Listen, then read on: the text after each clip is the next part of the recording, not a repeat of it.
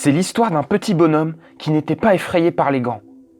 Un arrière plein de talent qui vendait du rêve aux foules en faisant vivre un cauchemar aux chevilles foulées des adversaires. Revivons ensemble le soir où Allen Iverson, en mode MVP, venait égaler Michael Jordan en play-off lors d'une performance individuelle folle. Toronto-Philadelphie, c'est parti. On the floor for the Bulls, along with Michael Jordan. Time winding down. Michael for three. Yeah! Nous sommes le 16 mai 2001. Allen Iverson sort d'une saison de folie. Une saison à 31,1 points, 4, passes et 2,5 interceptions qui lui vaudra l'unique titre de MVP de sa carrière. Réputé comme un homme au style rebelle, bandeau sur la tête ou coiffé d'un bandana, AI avait réponse à tout. Un défenseur qui l'approche de trop, il le fait valser en dribble chaloupé. Un mec qui tente de contenir le drive, Vienser peut dégainer à mi ou à longue distance. Pourtant, à l'époque, pas mal de monde critiquait son jeu à 3 points, ce qui a eu le don de l'énerver. Iverson, c'est la définition du talent. Un gars qui peut négliger l'entraînement, ou alors un gars qui peut faire la fête pendant 72 heures et être élu MVP du All-Star Game juste après. Iverson, c'est tellement de choses. Et en termes de crossover, tout le monde y passait. N'est-ce pas Michael Jordan ? Lors de la saison 2000-2001, Iverson est au sommet de son art. Il est entouré par une belle bande de vétérans. On retrouve Dikembe Mutombo et son célèbre finger wag, Eric Snow, Aaron McKie et Jumaine Jones, entre autres. Pour leur faire face en demi-finale de la conférence Est, on a les Raptors de Toronto qui comptent dans leur rang le super Vince Carter, devenu l'enfant du Canada, Antonio Davis et Charles Oakley notamment. Après 4 matchs, les deux équipes sont à égalité, 2 manches partout. Dans les premiers matchs, on a déjà quelques gros duels entre Iverson et Carter.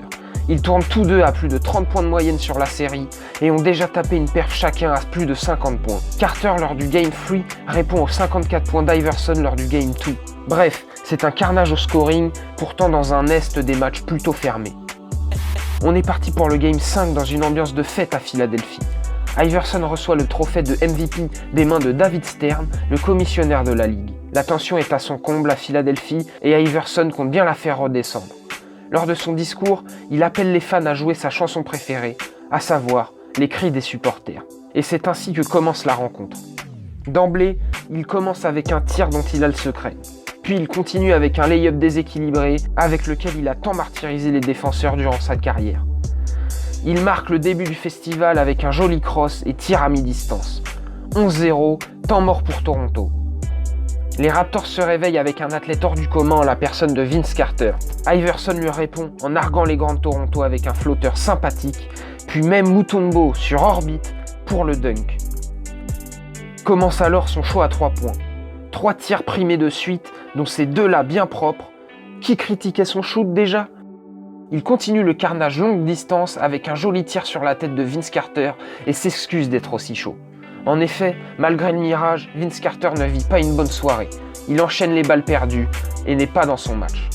En début de deuxième mi-temps, les Sixers mènent 62-44 et Iverson enclenche la vitesse supérieure. Mais Carter n'est jamais loin. L'un score à 3 points, l'autre lui répond dans la foulée. Mais Iverson fait perdre la tête aux Raptors, tir à mi-distance. Crossover dans tous les sens, tir à 3 points, les défenseurs sont perdus. Et même Vince Carter est sonné. Lui, par contre, c'est par Mutombo, ce qui l'oblige définitivement à sortir, ses Raptors perdant alors de 28 points. Le match est plié, l'ovation est méritée, Allen Iverson sort lui aussi, mais en winner. Impuissants, les Raptors n'ont pu que constater qu'AI était trop fort pour eux. Sur la rencontre, il devient le 2e joueur de l'histoire à dépasser les 50 points 2 fois dans la même série. Il rejoint donc Michael Jordan qui l'avait réalisé lors du premier tour 1988 contre Cleveland. Au total, Allen Iverson, c'est 52 points à 21 sur 32 au tir et 8 sur 14 à 3 points, ce qui lui permet de battre le record de la franchise à 3 points en play-off. Il ajoute à cela 7 passes et 4 interceptions dont il s'est fait spécialiste. Aaron McKie le suit avec 19 points et 9 passes quand les Raptors étaient dans une petite nuit ce soir-là. Carter surnage dans les stats avec 16 points mais compte 6 balles perdues et moins 30 de différentiel.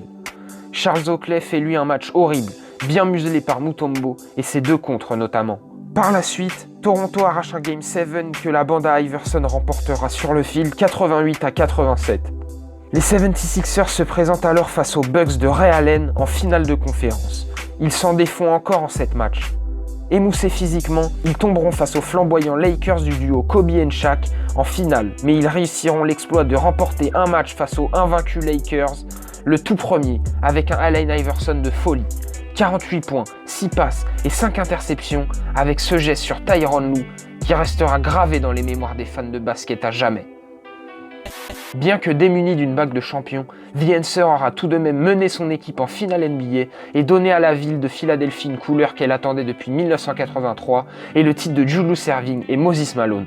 Joueur iconique qui aura révolutionné l'aspect de la ligue, notamment par son style hors du terrain, Allen Iverson reste une légende de Philadelphie, une légende du basket d'ailleurs intronisée au Hall of Fame en 2016. C'est là-dessus que nous nous laissons. Si la vidéo t'a plu, laisse un pouce bleu et abonne-toi à la chaîne pour soutenir le projet. A bientôt pour une nouvelle histoire légendaire. Ciao l'équipe.